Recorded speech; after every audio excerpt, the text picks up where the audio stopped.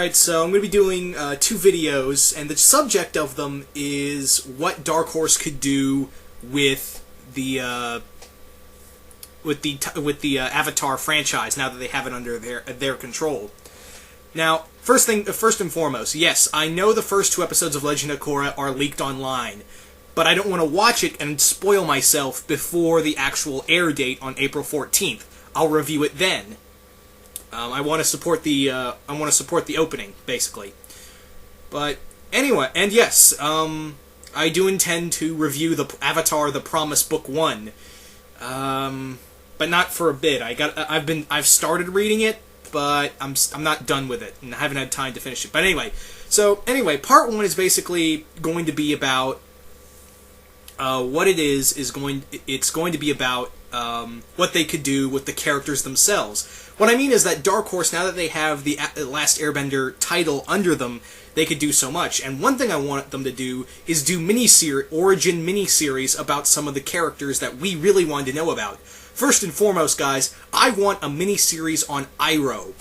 They left so much out for Iroh that we were just left with, the hell?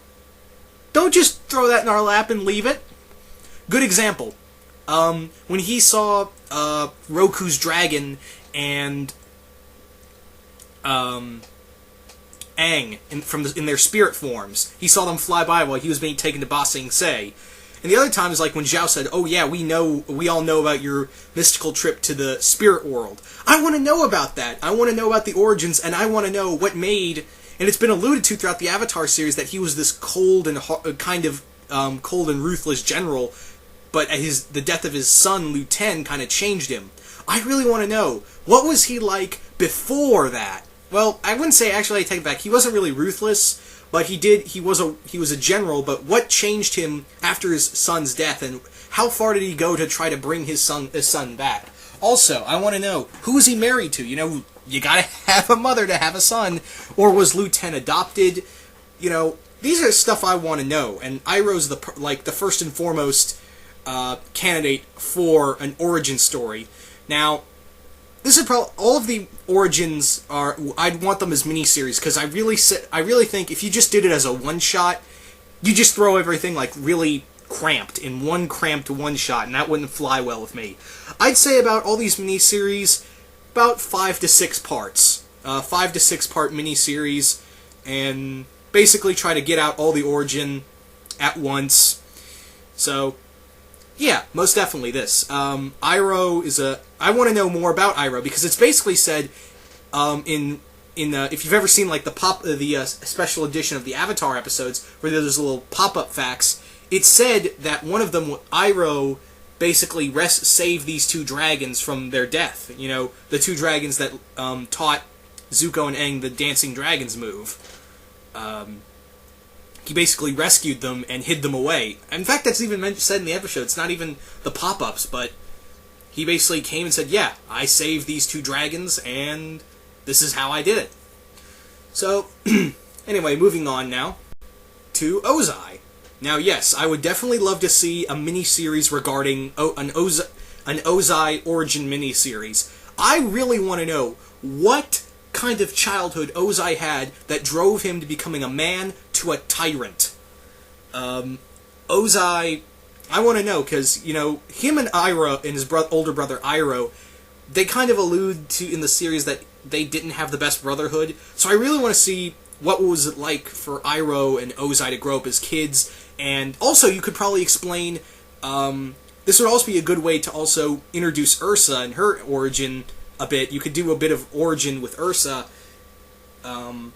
in here, rather than do a whole title on her. Kind of like how they did in Batman Year One, where it focused on Gordon and Batman. You could focus on Ursa, and I want to know, what did Ozai really love her at one point? Was it an arranged marriage?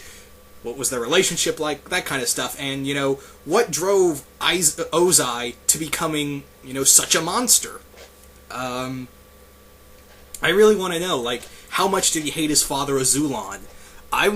I want to know this kind of stuff, and, you know, why he spent so much time on Azula, and not so much Zuko, and not trying to craft him to be his, the perfect child, and then was it like a failed attempt, like when he saw Zuko couldn't do much as a child, so he basically wanted another kid, and that kid was Azula, and he wanted, like, okay, I'm not going to fail with this one.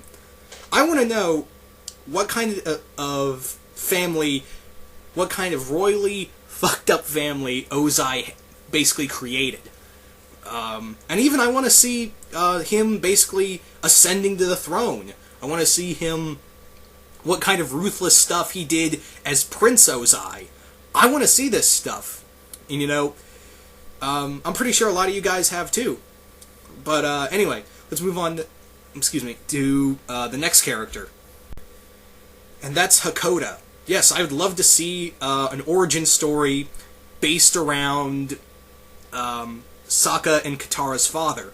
How I would do this, actually, is kind of base it around after his wife was murdered, and him basically taking the other Southern Tribe warriors into the rest of the world, and basically them continuing their battle with the Fire Nation, basically like guerrilla warfare. I'd love to see that, make it a little more darker, a little more bloodier, because this dude couldn't waterbend. This guy fought and killed benders with just his weapons, and just his had to outsmart them. How did he and the rest of the Water Tribe warriors survive, basically? How I would do this is basically from the time... I'd set it in the 6-part miniseries, is set it from basically when they left, him and the rest of the warriors left, to them forced to leave Bato behind, and kind of like a prelude to the episode of Bato of the Water Tribe in Season 1. That's how I'd kind of leave it up, and yeah, something like that. They are forced to leave Bato behind, and then that kind of alludes to the episode. So I really want to know what was going on in how I would also write this is also like, what was Hakoda feeling after, you know, his wife's death, and kind of explain why he was going on. It wasn't so much to keep the rest of the firebenders away from the Southern Water Tribe, but actually this was kind of like his own. It started out basically as his own vendetta to avenge what happened to his wife. Basically, I'd set it out like that, like secret, like he convinces the men, oh yeah, we're totally doing this so they don't bother us again. But on the inside, it's like this is his personal crusade to get back at the Fire Nation. I'd even like to have him encounter Zhao. I'd actually like to have him confront Zhao during this time period. I don't know why. I think it'd be kind of a cool battle, because they did it. Zhao was just becoming commander in this time frame, but I would definitely do this early in the. Well, actually, yeah, he would be just made commander, and he encounters Hakoda. I think that'd be an awesome battle too. But yeah, I really want to dig into Hakoda's the majority of this story. I'd really love to dig into Hakoda's psyche, of basically, you know, he's now a broken man. I mean, he's away from his kids. He's constantly forced to fight in a guerrilla war against the Fire Nation, which just keeps hounding him. He's losing guys. He's losing, you know, morale in his group. That's really going to be taxing on a leader, especially one that's, you know, that's kind of had personal trouble as it is. So that's what I'd really like to do with the character. But anyway, moving on. Next up is Mei. Now, I would really love to do an origin story on Mei from her childhood all the way up to the point where her family just begins to go off to Omashu. That's the time frame I'd like to set it in. What I'd basically like to do is talk about, you know, her childhood in general. Now, it was mentioned in the episode The Beach, but that wasn't much of an origin story. That was like, oh yeah, I was just told to be quiet and I could have anything. I really want to see that, you know, I really like to dig around and see her family trouble, you know, that she was really just an unloved child, and how her, you know, her personality was really drastically changed from... I actually start off like just any child, just young and innocent and just wants to be free, and then her growing up to the way she is now. I'd also like to explain how she became so skilled in the in all these forms of weapons. I'd really like to explain that. I'd probably like use a different master or masters something along that, because I don't want to use Piandao again. I wouldn't use Piandao again. I'd use somebody new, or someone she, came to admire, and someone she considers a real father figure, or maternal figure. Someone that she really had a chance to look up to. I'd really like to explain how dangerous she became, because in one of the Avatar comics, and I brought this up before, they basically say, Azula says, May is the most dangerous woman on the planet. You don't drop that in our laps and just walk away. You don't do that shit. So, I'd really like to, if I could get a crack at May, and write this, but this will probably never happen,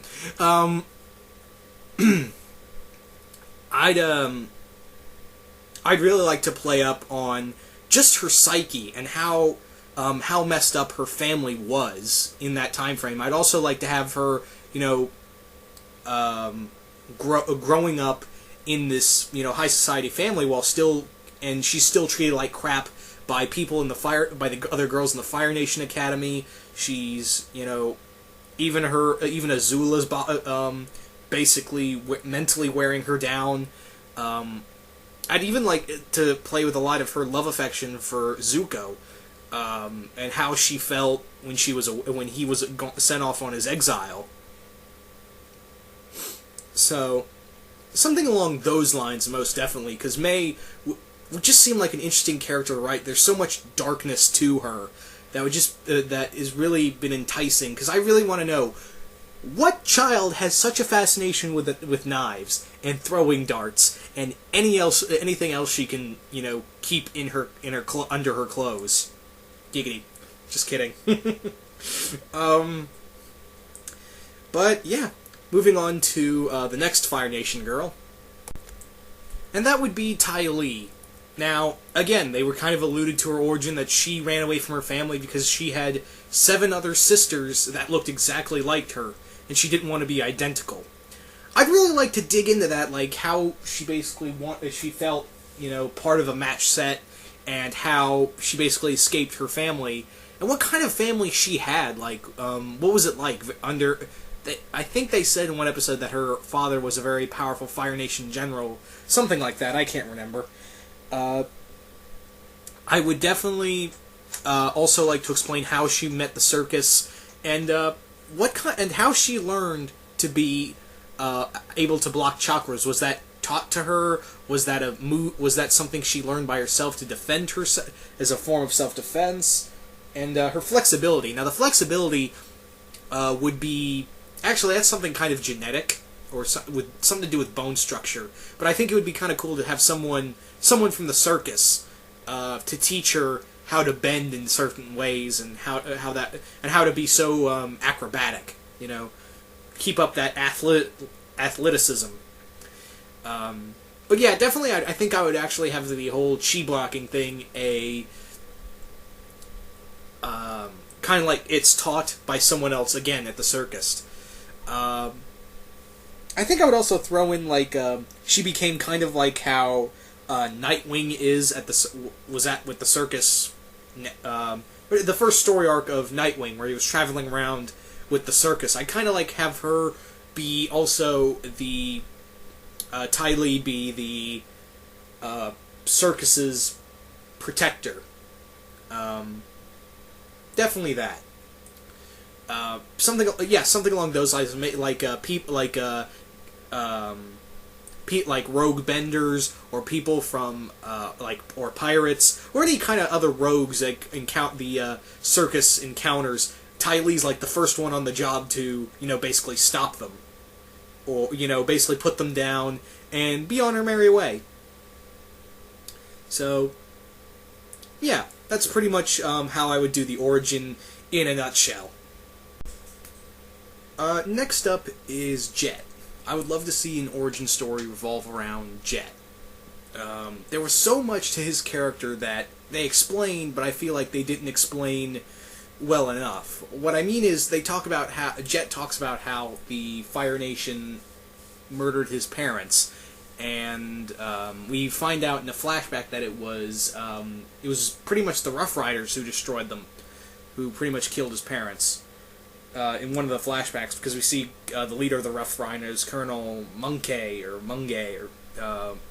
I think, yeah, it's Colonel Monkey, the leader of the Rough Rhinos in that flashback. So, here's my thing. I would, how I would go about doing is basically Jet, training and, learning to survive without his family, first starting out as, living in the woods, away from everyone, training, basically learning, and also forming the Freedom Fighters. And also, I'd also like to have him, confront the Rough Rhinos, and basically battle the leader, Monkey, and get his ass beat in the fight. But the Colonel basically says, you know what, you're too pathetic to kill, and just leaves him, and that would basically teach Jet, I can't take on these guys head on, but you know what, if I can, take them on one at a time, or take on the Fire Nations like guerrilla warfare, I could probably beat these guys, and I could probably whittle them down. And it would basically, like, Jet would try to have him and the Freedom Fighters would kind of go very peaceful-esque, but it eventually kind of grow to the point where he has to take extreme steps, like what we saw with him destroying the dam. We'd see him making all these tough choices and basically be like, you know what, the ends justify the means. If a few other innocent bystanders get in the way, that's collateral damage in my eyes. That's how I'd like to make that character progression of Jet, from, trying to be the people's hero to basically going out on his own vendetta. So, yeah, more or less, I would really like to take that route of playing with Jet's character. So, something along that, and I'd also like to add in a few. I'd also like to put in, like, there were more freedom fighters, but this also a lot of them were getting killed. And this kind of also led to Jet making all these darker choices. My people first. Everyone else who isn't part of my group, you're collateral damage, or you're in my way, and I'll take down whatever gets in my way. After losing, a handful of his freedom fighters, because you got to remember, a lot of them are teenagers and kids in the series. So something along, they either get captured or they're killed in battle, and like I said, this would lead to Jet basically saying, you know what, can't do this no more. I can't keep and we'd probably lead them, he'd try to have them protecting a village, and a few of them get killed. And he's like, you know what, if I wasn't busy protecting this village, I wouldn't have lost five or six of my people. You know what, you fend for yourself. I'm taking care of my own. So, yeah. That's what I would more or less do of how Jet pretty much descended in some way, you could say, madness, and further into it. But yeah, let's move on. Next up is June. Now, for those who remember, June was the bounty hunter who basically helped Zuko and Iroh try to capture the Avatar, and then she returned to help them find Aang again in the series end. How I would go about doing this, unlike the other ones, kind of pretty much an origin story, it's actually she's going on a mission. She's been hired to take on a job and hunt this guy down, who she finds out has ties to her past. And would actually go about from her leaving. Pretty much, I'd actually write it as that she was an orphan and she pretty much learned to take care of herself. And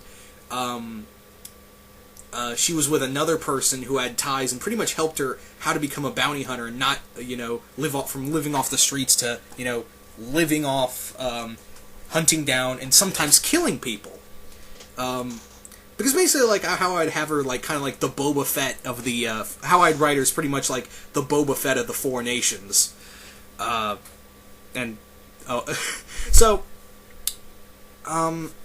Basically, she would take on, dead or alive, wanted criminals. Sometimes they're wanted alive, and other times they're wanted dead.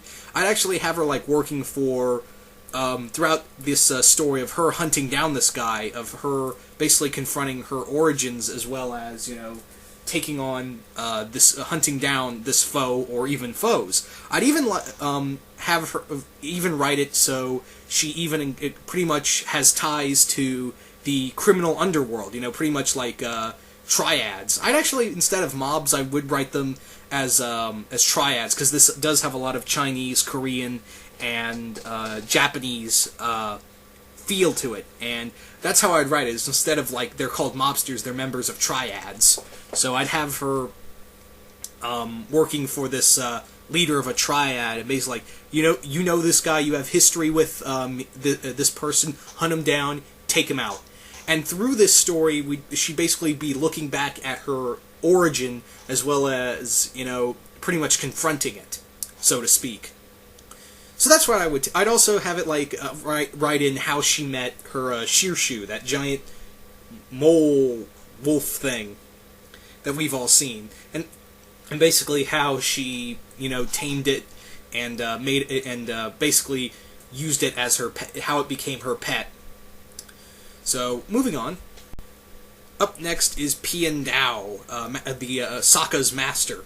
Now, how I would go about writing Piandao's origin is that we find out that Master Piandao was I think a general, if I recall, in the Fire Nation army, but then he left, and not even Ozai could stop him. I'd like to write of what changed him and wanted to make him, his own man. And basically, what made him change his mind about the Fire Nation army, and actually have it like you can't just walk away from the Fire Nation army and have everybody gunning for him. Like, they throw like assassins, military grade soldiers.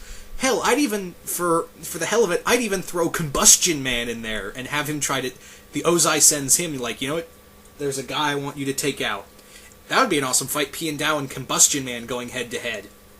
But in the end, it would basically be like Ozai just can't keep throwing all these men to hunt down Master Piandao, and be like, you know what? You win. I can't deal with this shit no more. I got a war to do.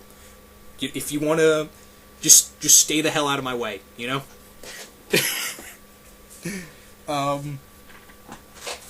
But yeah, I'd also like to talk about also his origin of how he was trained, who his master was, and how he learned, basically the ways of Bushido, the ways of the sword, basically, and all that. But in a nutshell, that's more or less what I would do with Master Piandao. So, moving on to Long Feng. Yeah, a Long Feng origin miniseries. Now, how would I go... Now, you're probably wondering, how would I go about writing this? Well, in terms of Long Feng's origin, I'd write... this would be more or less a very political story, a very, political intrigue and espionage story of Long Feng has kind of been this conniving, power-hungry politician. Even when he was a kid, he always, strove to be always the one in charge. I'd even write as, he was the youngest in a family, and kind of pretty much... He was left out, more or less. He was the family, or maybe the oldest of the family, and when he had a new baby brother, and they turned all their attention to him, and pretty much like, oh yeah, you're forgotten, basically.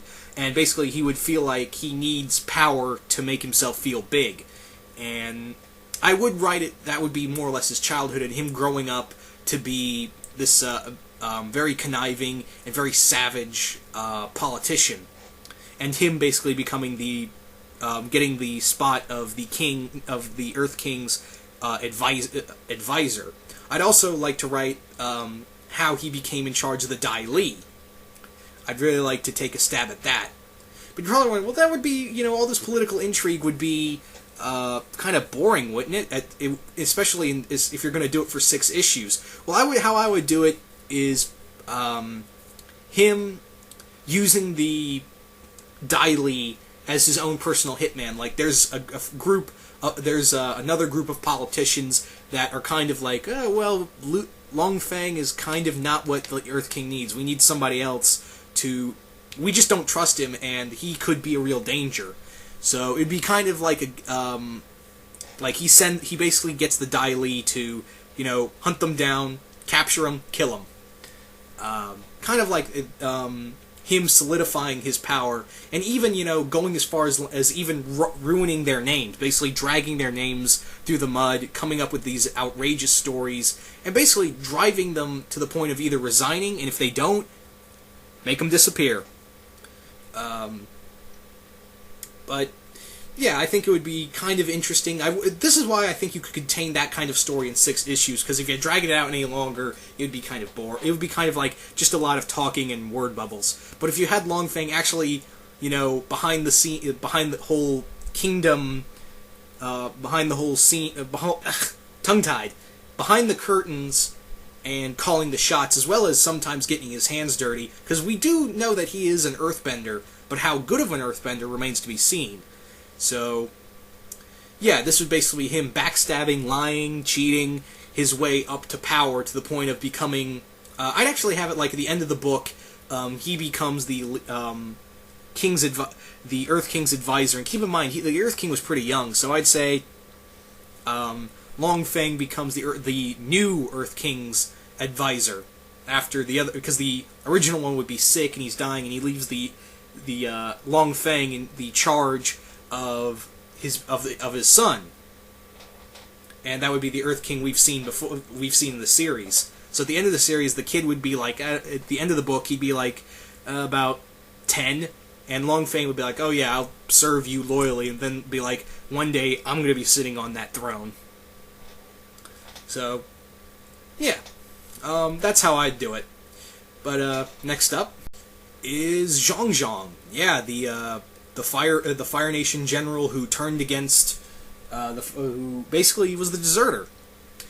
I would definitely kind of write this as how I wrote Piandao's story.